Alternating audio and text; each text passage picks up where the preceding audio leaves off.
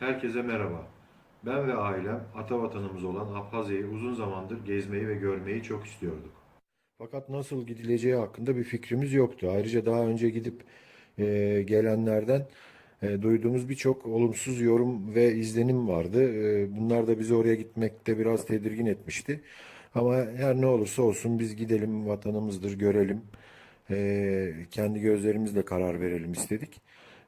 Dolayısıyla yola çıkmaya karar verince internet üzerinden nasıl gidilebileceği konusunda araştırma yapmaya başladım. Bu araştırmalar sırasında Abhazya Ticaret ve Sanayi Odası'nda çalışan İnal Bey'e temas ettim. Onunla telefon görüşmelerimiz oldu. O bize nasıl bir yol izleyeceğimiz hakkında detaylı bilgiler verdi. Bizi oraya davet etti. Sağ olsun onun sayesinde Abhazya'ya ulaştık.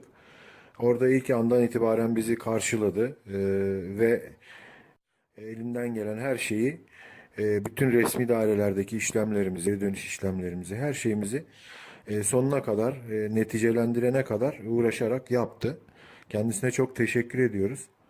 Ayrıca 15 gün kaldığımız süre içerisinde Abhazya'nın hiç de anlatıldığı gibi olmadığını, orası bir medeniyet yuvası halinde olduğunu, e, gayet rahat yaşanabileceğini, hiçbir sıkıntılı olayla karşılaşmadığımız için böyle bir izlenim edindik. Cennet gibi bir yer zaten. Yani doğal güzellikleri anlatılamaz ama onun yanı sıra da insanların güler yüzü, iyi niyetli yaklaşımları, her müşkülünüzde size yardımcı olabilmek için ellerinden gelen her şeyi yapıyor olmaları da bizi ayrıca memnun etti. İnal Bey'e de bize yapmış olduğu yardımlardan ve nezaketinden dolayı ayrıca teşekkür ediyorum.